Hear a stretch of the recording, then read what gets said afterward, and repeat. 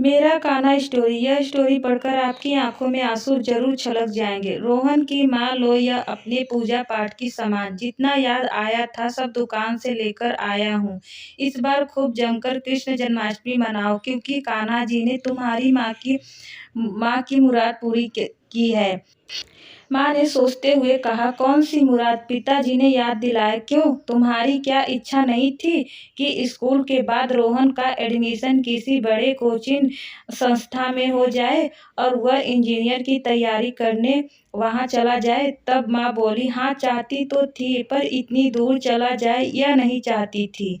माँ ने रुआसी आवाज में कहा। तब पिताजी ने कहा, वाह भाई वाह, सपना देखोगी कि बेटा इंजीनियर बने, पर वह तुम्हारी आंचल में रहे ऐसा संभव नहीं है। कुछ पाने के लिए कुछ खोना पड़ता है। तब माँ बोली, यह सब छोड़ो और सब पूजा की तैयारी में लग जाओ। बेटी को बोली, रिया आज कोई हाथ में फोन लेकर नहीं बैठेगा। रिया बोली, ठीक है माँ, आपके साथ साफ सफाई में हाथ बटाती हूँ। रिया बोली, ओहो, पता नहीं किसका सुबह सुबह फोन आ रहा है। तब माँ बोली, अब किसके पास समय है आज के दिन बात करने का? रिया बोली, देखो किसका फोन है जो इतना बेचैन है बात करने के लिए। माँ ने खींचकर कहा, कुछ लोग के पास दिमाग नाम की चीज ही नहीं। छोड़ो, जिसका भी है अपने आप उठकर रिंग करना छोड़ देगा। माँ मन में ही बड़बड़ाने हुए कृष्ण अपने कान्हा जी को पहनने के लिए फूलों की माला गूंथ रही थी। तभी बेटी कमरे में हाथ में फोन लिए दौड़ी पूजा घर में आ गई और बोली, माँ देखो ना, भैया का फोन है, बात कर लो। भैया का है, परसों ही तो बात किया था। मैं कुछ पूछ रही थी और वह सिर्फ हाँ हूँ कर रहा था। मन नहीं लग रहा होगा।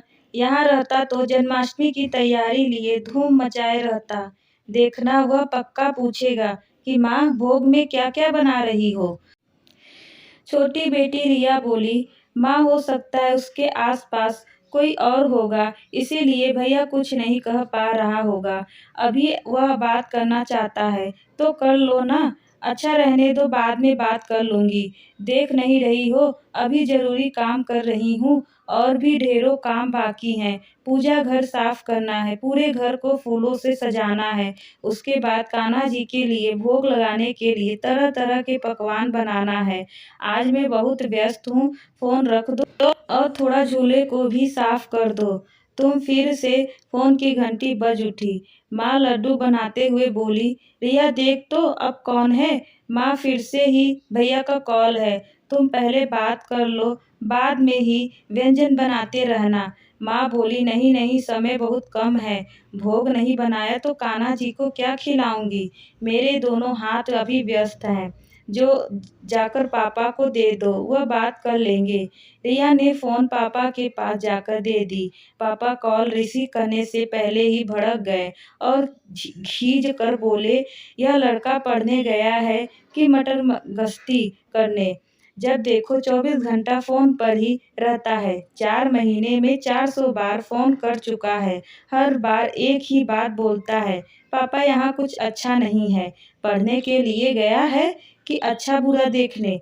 माँ किचन से हाथ पोंछती हुई आई और पूछने लगी, बेटे से बात हुई क्या? क्या कह रहा था आपसे?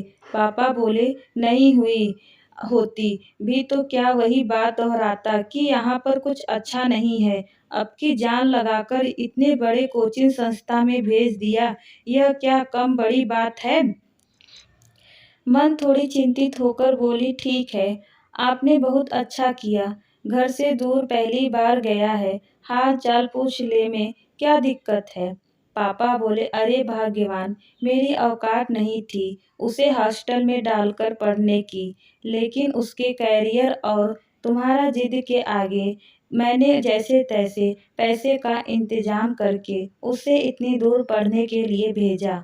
अब सब मनपसंद का कहाँ से मिलेगा?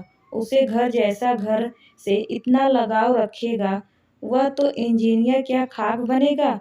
माँ को पिता की बात अच्छी नहीं लगी, फिर भी उन्होंने कोई जवाब नहीं दिया और अपने पूजा पाठ में लगी रही। पूजा में अगल बगल के पड़ोसी भी आए थे। सबने एक ही बात कहा कि बेटे के बिना घर सूना सूना लग रहा है। बगल के पड़ोसी शर्मा जी बोल पड़े, जो भी हो, घर बच्चों के बिना अच्छा नहीं लगता। उनकी बातों को काटते हुए पापा ने बोले, अरे शर्मा जी, लोटा या बेटा घर में रखने की चीज नहीं है। यह दोनों घर के बाहर ही शोभा देता है। बच्चों का भविष्य अगर हम सब कुछ अच्छा बनाना है तो उसे घर में बैठने से नहीं होगा। जहाँ तक दूसरी बात है, आदमी के पास बच्चे को बाहर भेजकर पढ़ने की औकात भी होनी चाहिए। बेचारी शर्मा जी पिताजी की बात सुनकर झेप गए, क्योंकि उन्होंने अपने बेटे को 12वीं के बाद सरकारी कॉलेज में नाम डलवाया था। माँ वक्त के नजाकत को देखते हुए सबको कान्हा जी के झूले के पास ले गई। बाल गोपाल के लिए उन्होंने अनेकों व्यंजन बनाए थे और बार बार यही कह रही थी कि सब रोहन की पसंद का है। उन्होंने भोग लगाने के बाद सबके साथ मिलकर आरती किया। सबको प्रसाद बांटे जा रहा था। तभी फिर से फोन की घंटी बजी और रिया बोली, माँ भैया का फोन है। माँ बोली, लाओ दो, मैं जल्दी से बात कर लेती हूँ। वह मोबाइल लेते हुए जल्दी से बोली, हाँ बेटा बोल, जल्दी बोलो बेटा, मेरे पास समय नहीं है। आज में जन्माष्टमी है ना, तो मैं तुझे खाली होकर बात करती हूँ। मुझे पता है तेरा वहाँ दिल नहीं लग रहा है, लेकिन तू वहाँ पढ़ने गया है, इसीलिए मन लगाकर पढ़ाई कर। तभी उधर से बेटे की आवाज आई, माँ खाने में क्या बनाया है? मन खुश होकर बोली, सब तेरे पसंद का, मालपुआ, हलवा, रबड़ी, लड्डू, पेड़ा और जो जो तुझे पसंद है वही तो कान्हा जी को भी पसंद है। पूरे के पूरे 36 व्यंजन है। भोग का सब प्रसाद खाकर उंगली चाट रहे हैं, लेकिन तू खाने पर ध्यान मत दे, तू पढ़ाई पर पूरी तरह से जुट जा। तुझे इस बार मोहल्ले वाले को दिखा देना है कि तू वहाँ पैसा बर्बाद करने नहीं, इंजीनियर बनने गया है। ठीक है, कहा ना हमने। अब फोन मैं रखती हूँ। बेटा बोल, माँ फोन मत रखना। अरे बेटा, खाली होकर बात करती हूँ, आज रहने दे, बहुत मेहमान है, सबको प्रसाद खिलाना है बेटा। फिर बोला, माँ तब मन ही बात काटते हुए बोली, नहीं नहीं, मुझे पता है तू क्या कहेगा, अब कल बात करूंगी। यह कहकर माँ ने फोन ऑफ कर दिया। फिर सबको सुनाने लगी, बचपन से ही नटखट है रोहन, बिल्कुल कान्हा जी की तरह। पकवान का नाम जानना चाह रहा था। कोई बात नहीं, जब वो छुट्टियों में आएगा तब बनाकर खिलाऊंगी। पापा भी जोर जोर ठका कर हंस पड़े और बोले, तुमने ही तो उसे खिला पिलाकर बिगाड़ा है, तभी तो कहता है कि हॉस्टल का खाना उसे पसंद नहीं है। उनकी चुटकी सुनकर उनके साथ साथ वहाँ सभी मौजूद लोग हंसने लगे। खा पीकर सब आराम से सो गए। माँ ने सोने से पहले एक बार कान्हा जी के झूले के देखने गई तो दिखा दिए बूझ रहे थे। उन्होंने उसमें घी डाला और कान्हा जी को प्रणाम करके सोने की तैयारी में लग गई। तभी फोन की घंटी बजने लगी। उन्होंने किसी और का कॉल समझकर फोन की घंटी आवाज को कम करके सोने लगी। थकान की वजह से तुरंत नींद आंखों को घेर लिया। आधी रात को लगा जैसे कोई झकझोरते हुए उठा रहा है। वह उठकर बैठ गई। मन नहीं माना तो तकिए के नीचे से मोबाइल उठाकर देखा तो 4 बज रहे थे और लगभग 10 मिस कॉल थे। उन्होंने चाहते हुए भी उसे नंबर पर रिंग कर दिया। पता नहीं उनके कानों ने क्या सुना, अचानक से चित्कार उठी। उनके चीज से पूरा घर थरथरा गया। जो जहाँ सोया था दौड़कर माँ की कमरे में आया। माँ अपने बिस्तर के नीचे बेहोश गिरी थी। कोई कुछ समझ नहीं पा रहा था। सबको लगा जरूर कोई कीड़ा या सांप ने काट लिया। जल्दी जल्दी से उन्हें सब उठाकर अस्पताल गए। वहाँ डॉक्टर के आश्वासन दिया, किसी कीड़े या सांप ने नहीं काटा है। दवा दारू चलने लगा। माँ होश में आई और आते ही रोहन कहते हुए फिर से मूर्छित हो गई। बेटे का नाम सुनते ही पापा वहीं बैठ गए। उनका दिमाग सन्न होने लगा। तभी शर्मा जी ने माँ के मोबाइल से उसी नंबर पर कॉल लगाया उधर से कुछ भी उन्होंने सुना, उनके होश उड़ गए। किसी तरह परिवार वालों को आश्वासन देते हुए उन्होंने उस शहर में चलने के लिए कहा, जहां वह अस्पताल में रोहन जिंदगी और मौत के बीच में जूझ रहा था। वहां पहुंचकर पुलिस अधिकारियों से पता चला कि हॉस्टल में रहने वाले सीनियर स्टूडेंट के साथ हॉस्टल के कैंटीन में खाने को लेकर रोहन की कहासुनी हुई थी। दबंगई दिखाते हुए सीनियर ने स्टूडेंट की कैंटीन के इंचार्ज को उसे खाना देने की हिदायत दी थी। साथ ही उसे धमकाया भी था कि वह किसी को इसकी शिकायत नहीं करेगा, वरना उसे हॉस्टल से धक्के मारकर निकल जाएगा। जिस कारण रोहन ने पिछले 4 दिनों से कुछ नहीं खाया था, भूख से बेहाल हुआ कमरे में बेहोश पड़ा था। कोचिंग संस्था के लंच की व्यवस्था और वहां के सीनियर छात्रों की दबंगई ने एक बेगुनाह बच्चों को जिंदगी और मौत के बीच झूलने पर मजबूर कर दिया। पिता ने रोते हुए अपना सिर पीट लिया।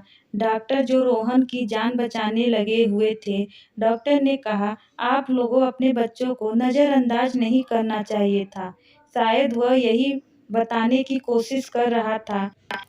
एक बात आप लोगों को क्यों समझ में नहीं आता कि अपने बच्चों को दुनिया में आने के बाद में ही आप माँ और बाप कहलाते हैं, फिर उनका कीमत आप क्यों नहीं समझते पाते हैं। आपके लिए आपका बच्चा कीमती है या उसका करियर। डॉक्टर की बातों को पता निर्जीव सामान सुन रहे थे। एकाएक उन्होंने डॉक्टर का पैर पकड़ लिया और जोर जोर से के होकर रो पड़े। डॉक्टर की कोशिश बेकार हो गई। कुछ दर्द की बूंदी उनकी आंखों से भी छलक गई।